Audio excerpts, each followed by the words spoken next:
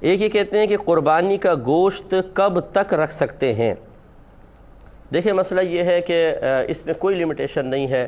عرب لوگ جو تھے وہ یہ جو ایام آتے تھے قربانی کے، اس میں گوشت کو سکھا لیا کرتے تھے دھوپ میں، اور سال سال بھر تک کھاتے رہتے تھے۔ تو اس میں کوئی حرج نہیں ہے کہ اگر کوئی محفوظ طریقہ گوشت کو رکھنے کا آپ کے پاس ہے تو جتنے عرصے تک آپ کھائیں۔ پہلے ایسا تھا جب شروع اسلام تھا، یعنی ہجرت کر کے آئے تھے، تو نبی کریم صلی اللہ علیہ وسلم نے صحابہ سے فرمایا کہ کوئی بھی قربانی کے گوشت جمع نہ رکھے، سب تقسیم کرو، تو تقسیم کر دیا کرتے تھے۔ پھر سرکار نے کچھ سالوں بعد فرمایا کہ پہلے میں نے تمہیں گوشت تقسیم کرنے کا حکم دیا تھا، لیکن اب میں تمہیں اجازت دیتا ہوں کہ تم گوشت اپنے پاس رکھ سکتے ہو۔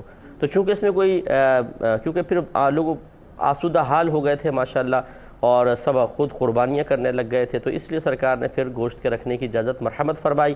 تو اب شریعت نے گویا کہ کوئی پابندی نہیں لگائی ہے، آپ رکھنا چاہیں کتنے عرصے تک، جتنے عرصے تک رکھنا چاہیں رکھ سکتے ہیں، بشرطے کہ جیسے میں نے کہا کہ وہ گوشت خراب نہ ہو، جب تک آسانی سے صحیح طریقے سے رکھا جا سکتا ہو۔ خراب ہونے لگے تو اتنے عرصے تک رکھنا مناسب نہیں، نہ اپنے پیٹ میں جائے نہ کسی اور کے پیٹ میں جائے، یہ قطعاً غیر مناسب ہے۔ ہوس جو ہے نا، ہوس اور لالچ یہ بری ہوتی ہے۔ بعض اوقات فریج بھر لیتے ہیں، ڈی فریزر اور سب کچھ بھر لیتے ہیں، اور کھایا جاتا نہیں ہے، سڑ جاتا ہے گوشت، پھر اس کو کچرے میں پھینک دیتے ہیں۔